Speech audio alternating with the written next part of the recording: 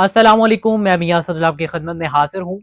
Iran ने इनकार कर दिया है मुज़ाकरात से। वो मुज़ाकरात जो पाकिस्तान में होने जा रहे थे और एक डेडलाइन दे रखी थी और उसके बाद ये दूसरी बैठक होनी थी पाकिस्तान में, जिसमें यह तय होना था कि क्या अब अमेरिका, इसराइल और ईरान की जंग दोबारा होगी या फिर ये मामलात रिजोल्व हो जाएंगे और मामलात रूटीन पे आ जाएंगे। लेकिन ये तो बिल्कुल ही हैरान कर देने वाली खबर थी कि जब ईरान के वजीर खारजा ने कहा कि ईरान वफ्द अब पाकिस्तान में मुज़ाकरात के लिए नहीं जाएगा, अमेरिका पर यकीन नहीं कर सकते हम। यह खबर मुख्तलिफ पाकिस्तान के चैनल्स ने चलाई और जब चलाई तो एक अजीब ही हवा पाकिस्तान में जो है वो लरसने लगी कि क्या ऐसा हो सकता है कि ईरान इस चीज को अब इनकार कर रहा है, चूंकि ईरान इससे पहले आ चुका है पाकिस्तान में और इससे पहले पहली बैठक हो चुकी है। हालांकि उसको हतमी शक्ल नहीं दी गई थी, लेकिन उसके बावजूद जेडी वेंस का आना पाकिस्तान में और उसके साथ साथ ईरान के वफद का यहाँ पर आना और बातचीत होना और एक मस्बत हल निकलना एक बहुत बड़ी कार्रवाई होती पूरी दुनिया के लिए। लेकिन उसके बावजूद इसमें हम पाकिस्तान का किरदार भी पीछे नहीं रख सकते। जिस तरह से field marshal Syed general Asim Munir साहब ने और उसके साथ साथ वजीर आजम शहबाज शरीफ साहब ने सफारतकारी की कोशिशें की और इसमें एक अहम किरदार अदा किया, वो भी किसी भी चीज से कम नहीं है। वो पाकिस्तान के लिए एक नई इज्जत बन के आया, वो पाकिस्तान के लिए एक नई उम्मीद बन के आया और पाकिस्तान का नाम रोशन करने में कहीं भी हाथ पीछे नहीं था। जिन चीजों पे एप्रिसिएशन बनती है खुलकर देनी चाहिए और ऐसा नहीं है कि आप चाहे आपका ताल्लुक पीटीआई से क्यों ना हो, चाहे आपका ताल्लुक नून लीग से हो, चाहे आपका ताल्लुक एमक्यूएम से हो, लेकिन आपको कम से कम जो अच्छे काम है उनकी तारीफ जरूर करनी चाहिए। लेकिन अब इसमें ये एक मुश्किल घड़ी आन पड़ी है कि ईरान भाई अब पीछे हट रहे हैं। अब ये वजह मालूम नहीं हो रही कि आखिर ऐसा अंदरूनी मामला क्या है कि ईरान ने आने से इनकार कर दिया है। ईरान को क्यों यकीन नहीं हो रहा डोनाल्ड ट्रंप पे? वैसे तो ये डोनाल्ड ट्रंप का जितना माजी का किरदार उठा देखते हैं ऐसा ही है कि हम यकीन नहीं कर सकते, लेकिन उसके बावजूद भी ईरान इस वक्त क्या सोच रहा है, उसकी स्ट्रेटेजी क्या है, वो बहुत ही डिफरेंट तरीके से दिखाई दे रही है। अदाकारा मीरा, इन पर सवाल करने वाले शहजाद भट्टी साहब, मुझे लगता है कि ये सहाफत के नाम पर एक धब्बा लगा है। ये सहाफत के नाम पर एक धब्बा है कि अदाकारा मीरा जो काफी अरसे के बाद ऑन कैमरा आई हैं और उन्होंने अपनी फिल्म की यार बाकायदा साइको में अपना एक बहुत बड़ा किरदार अदा किया। उनकी निजी जिंदगी को खोलना, उनके ऊपर लगे हुए इल्जामात जो कि साबित नहीं हुए, उन चीजों को उनसे सवालात करना, पर्सनली जाके उनसे मामलात जो है वो डिस्कस करना और उनको कहना कि इनका जवाब आपको देना पड़ेगा।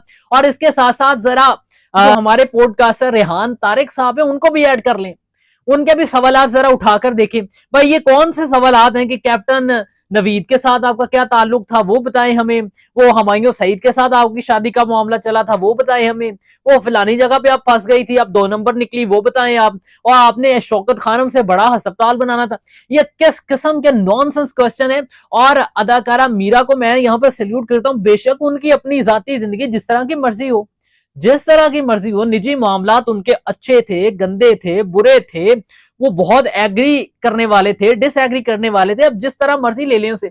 लेकिन ये क्या बात हुई कि वो बैठी है आकर फिल्म की प्रमोशन के लिए, वो बैठे हैं आप लोगों को आकर इंटरव्यू देने के लिए फिल्म के हवाले से, आपने जाती टारगेट करने शुरू कर दिए, जाती हमले करने शुरू कर दिए। वहां पर सिर्फ एक अदाकारा मीरा नहीं बैठी थी, एक औरत भी बैठी थी और एक औरत की इस तरह से इज्जत पामाल करना ये किसी भी सहाफी को जेब नहीं देता और ना ही किसी भी सहाफत के किसी भी एक पॉइंट में आता है कि एक सहाफी उठे, वो जिस तरह से मर्जी उन पे सवालात करे, कीचड़ उछाले और उसके बाद हम कहें कि इस पे पीका एक्ट नहीं लग सकता। मुझे लगता है कि अदाकारा मीरा ने बहुत हम्बली इनको जवाब दिया है, अदरवाइज वो उठकर इनके मुंह पर थप्पड़ भी रसीद कर देती तो ये मुंह खाने के लायक ना होते। खैर, इस तरह के अजीब अजीब शोशे जो हैं वो हमारे पाकिस्तान में उठते हैं। कभी वो फैजा अली नामी सहावत के नाम पर धब्बा लगाकर उठती हैं और देखें कि वो किस तरह की नाजेबा हरकत करती हैं और उस पर माफी मांगने का तरीका भी आपने देख लिया था।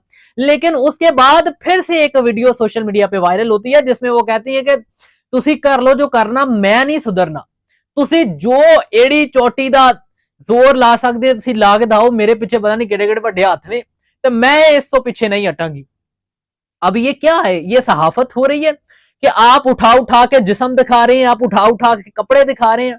यार ये सहाफत हो रही है कि आप जो है मतलब एक ऐसा सहाफी जिसको लोग देखते हैं और जो नेशनल टीवी चैनल पे बैठ के दिखा रहा होता है उसको लोग फॉलो करते हैं, उससे लोग इंस्पिरेशन लेते हैं। ये इंस्पिरेशन दे रहे हैं कि आप जो है वो माँ बाप भी सामने बैठा हो, वो जो है वो सारी दुनिया आपको देख रही हो, आप टिकटॉक पे जो है वो अपनी औरतें फिर उनमें, और जो फैमिली यूट्यूबर्स पे हम बातचीत करते हैं कि ये गलत कर रहे हैं, उनमें और आप में फर्क क्या रहा? आप सहाफी हैं या आप यूट्यूबर्स हैं? वो चंद एक जो औरतें फैमिली बेच के पैसे कमाते हैं, फिर आप में उनपे कोई फर्क नहीं है। और अगर आप ऐसा करना चाहते हैं फिर सहावत के साथ आपका क्या ताल्लुक है? आप जाकर वो फैमिली यूट्यूबिंग चलाए, वहां पर जाकर अपना बेशक सारा जिस्म नंगा करके दिखा दें, क्या है? लेकिन एक हद होती है। एक सहाफत एक ऐसी चीज है जिसमें सवालात करते हैं, जिसमें यह देखना होता है कि क्या गलत हो रहा है, उसे रोकने के लिए हमने क्या किरदार अदा करना है। लेकिन यहाँ पे तो सहाफी खुद ही गलत होना शुरू हो गया, और जब से सहाफी खुद गलत होना शुरू हो गए फिर यही मामला सामने आ रहे हैं।